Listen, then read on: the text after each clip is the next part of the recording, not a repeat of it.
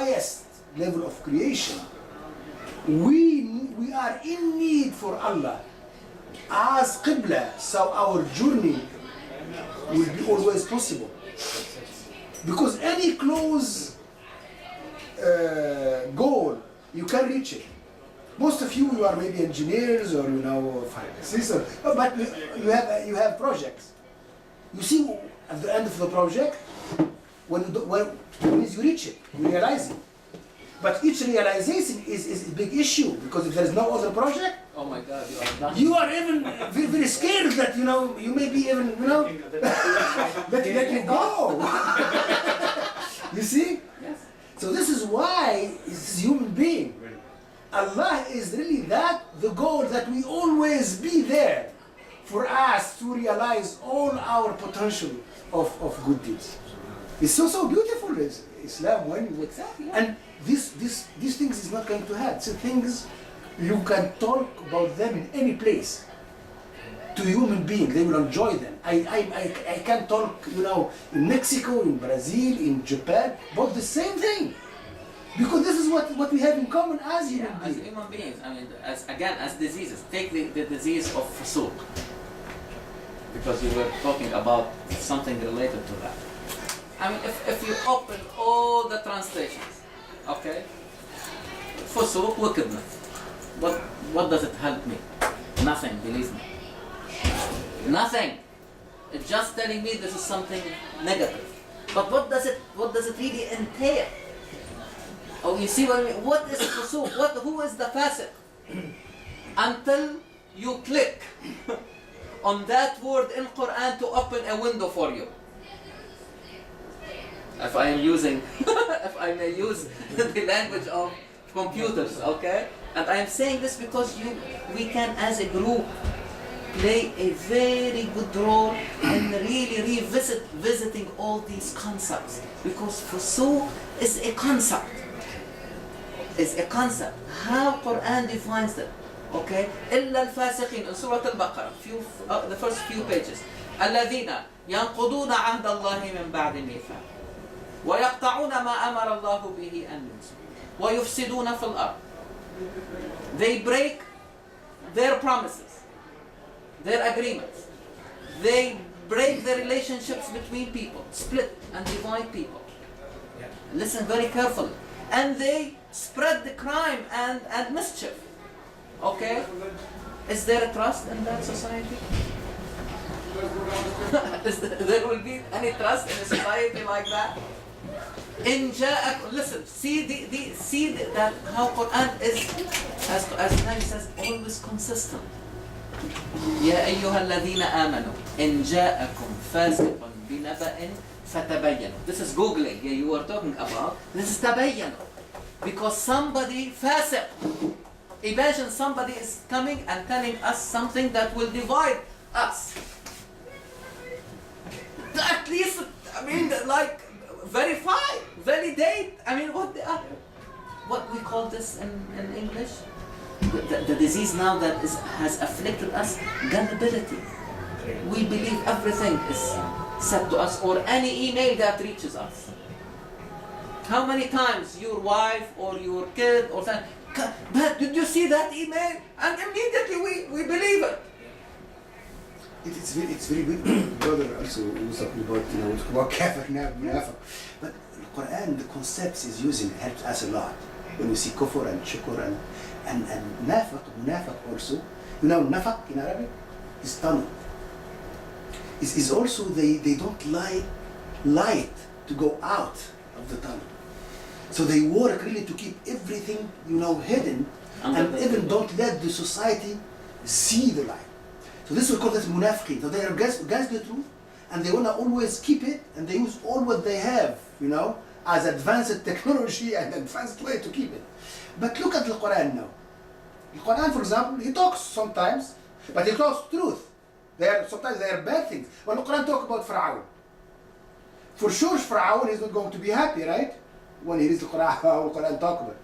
But did the Quran talk about him, and he kept it, hidden? Even when you pray by yourself, you can pray Jahr. You don't need WikiLeaks. that Fir'aun knows what you are talking about? Because you are after the truth. And you are telling the truth also. Your things should not... Exactly. Fully transparent. However, in nifaq, they will always work very hardly To keep it under, under. underground. In that, a tunnel.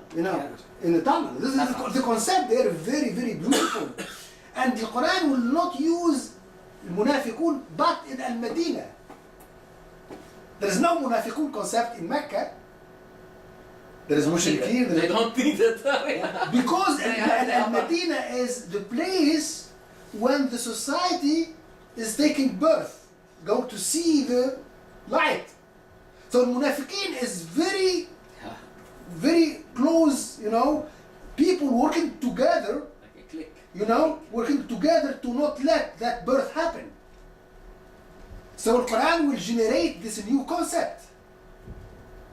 So the society can grasp the meaning and can be vigilant to fight against it. So even the language is not, introduced in haphazard way, introduced to help the society to understand and be aware and act in the right path. It's so So now when you pay in charity, what we call it, what Quran call it? Paying in charity. What Quran says. And other than zakat and sadaqah, what else? Infaq. Yes, infaq. So look at Surah Al-Munafiqeen at the end. In order to fight nifaq, you have to anfaq. وأنفقوا. So it doesn't mean anfaqa. You see, nafaqa, Go out of the tunnel. to go under the tunnel. Anfaqa, to unravel. The opposite. If you really want to go, because this is what they said. لا تنفقوا على من عند رسول الله. So they start spreading the message. Why you have to pay for the cause, for the cause of Muhammad and his message, or the people around Muhammad. So what should be the reaction of the community in order to prevent nifaq from taking really way? You have to do the opposite, which is anfaqa is the opposite of nafaqa, even etymologically. And anfaqu is not just wealth you are spreading, the knowledge. But you see that how you. But in purpose again, Yes. the goal. The goal, yeah. The concept reflect the goal, the purpose. It's so beautiful. I talked a little about it. I did a study about the Quran to see how al-a'ta, The terminology of giving changes. changes through time. During the time of Prophet Sallallahu Alaihi Wasallam. I give this as a lecture in Kuwait 2 years ago. But anyway, the idea, what I found is so beautiful. What I found some when the Quran was in Mecca, at Mecca time, the challenge is تزكي نفسك, to create this new human being, this high quality of human being. So and when we start even تزكى. we use a lot of tazakka about Makki Surah, what we are trying to understand together. And you find a lot of yatazakka. أعطى ماله يتزكى.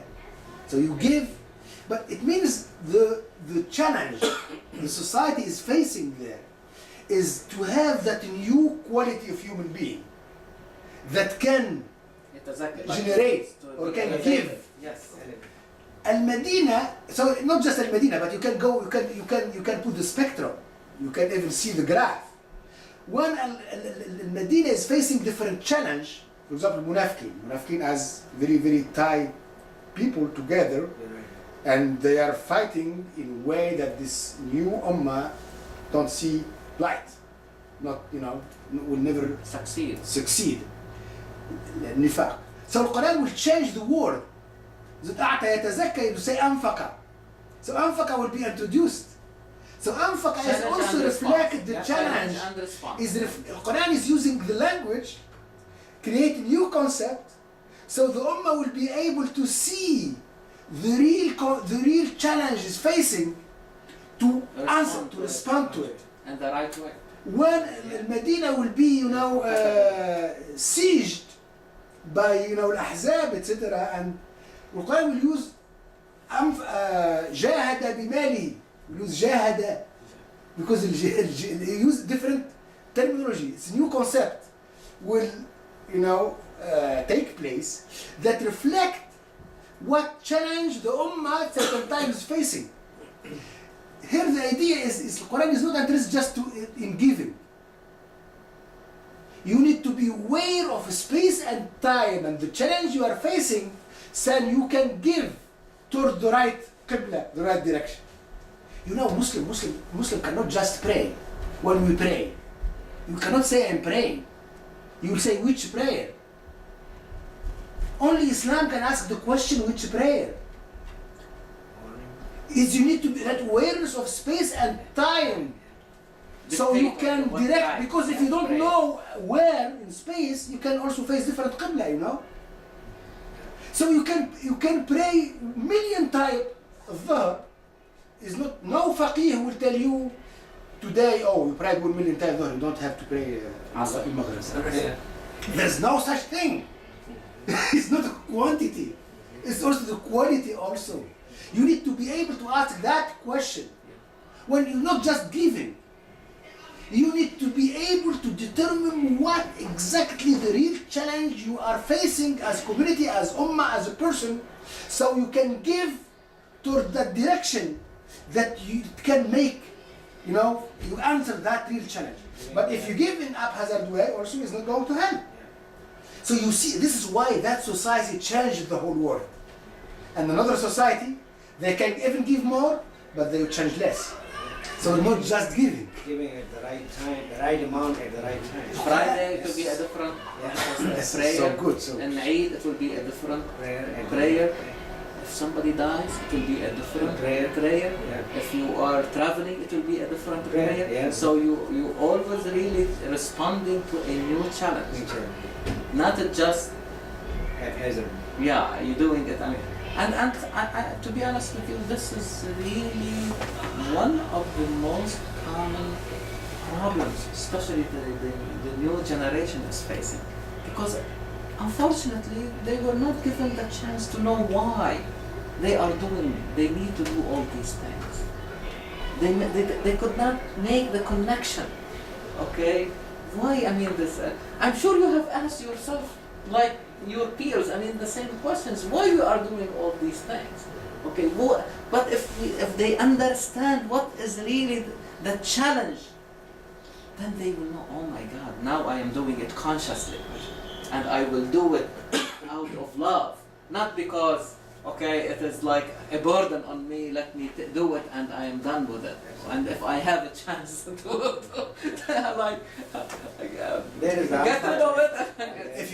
If we pray as Muslims. Like Dr. Khayr, to me the very recent incident really reminds me of, that's why we're talking about the kafir and the kafirin, and they'll go to hell and all this. There's the Chilean miners, Mm-hmm. There were 33 miners who were 2,000 feet underneath. What really kept them alive, most of them said, was their faith. Mm-hmm. Yeah. So who am I? And that reminded me of Surah Kahf, when Allah Ta'ala talks about when they were asleep for a long time. It's really, Allah Ta'ala just gives you examples, even in today's world, not 1400 years ago, just to reflect on it. And when I heard the interview of one of the miners, that really reminded me of the power of the faith, 33 people in a very confined area, 2,000 feet underneath the earth, and the only hope was their faith. And as when I read Surah Kahf, it just reminded me that Allah Ta'ala just tries to give you examples. So who am I to say that these were kafir? They were supposed not only to... not to say, I would say to celebrate it. Because من أحيا نفسا, Quran will say, من أحيا نفسا فكأنما أحيا الناس جميعا. ومن قتل نفسا فكأنما قتل الناس جميعا. But if you save one life, as if you saved the whole humanity. This is how which eyes you see what does how you value life. Since you mentioned this, my neighbor at work is a Chilean from Chile. The moment I heard about the problem from the beginning, I showed sympathy and empathy. Like I will keep them in our prayer, and so Allah subhanahu wa ta'ala will they will be sad. And you show that there is faith, that there is and hope, which exactly. really emanates from faith. And I congratulated him when they were saved. What do you think this guy will say? Oh, that Walid is lying, or like pretending, or something like that? Or you see, I mean, we are really human beings, okay? Before anything else, and if we share the same emotions. They're all seeking for truth. Yeah, exactly.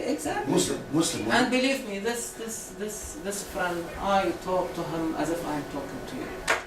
I talk from Quran and from Nietzsche and from Einstein and from Darwin with a lot of freedom, and he will come and ask all the questions that he has and enjoys it. Look for Islam. Take Islam. Islam never create religious people. Means, Yes. But yes. why? Clergy. No Yes. clergy. Why? And when we become Muslim, what we say? Ashhadu an la ilaha. We start with la ilaha illa Allah. But when you say Muhammad, what you say? Ashhadu anna Muhammadan. Finite. Regardless, even if, looks infinite, still finite. But Allah is infinite. But the challenge is in there. Ashhadu an la ilaha.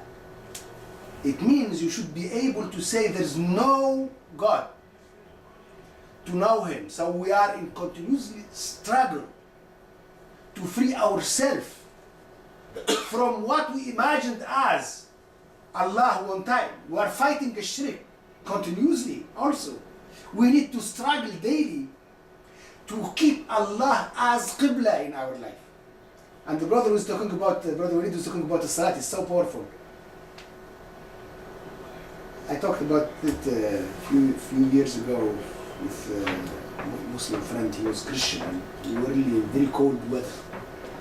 And when we talked about the idea, he just stayed Stunned. He cannot really move about it. Because when we pray as Muslim, if someone cross you, what you will do? Stop him. But when we pray the prayer of Salat al-Mayyit, where we put al-Mayyit? You are the Imam, but al-Mayyit is there. Why? Because al-Mayyit is already there, is closer to al-Qibla than us. You don't put him in the back. It's so powerful. It's Allahu Akbar when you think about it. So powerful. Because al-Qibla, the Imam, al-Qibla is what determines who is closer to Allah subhanahu wa ta'ala. So this is why you cannot have clergy.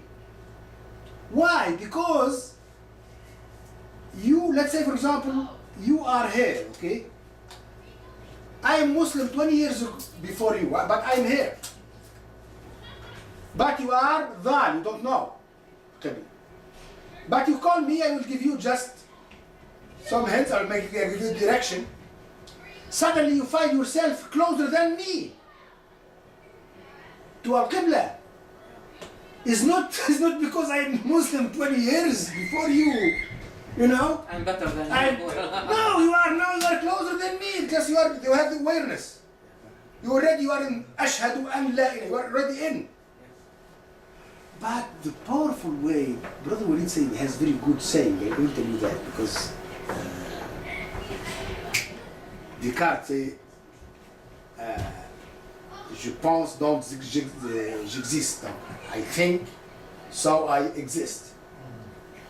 We are discussing with Brother Walid this type of thing, so he came with different formula, and it's so beautiful. We as Muslim, when we said Ashhadu an la ilaha, that's how we enter Islam, right? But when you pray daily, at the last stage, what you say? Tahiyyat. You say that. Because salat is a trip, right? To take you a very high level. But at that high level also, you cannot advance if you don't learn that skill to say La ilaha. So to see Allah. Otherwise, if you say this is God, that's it. You are dead.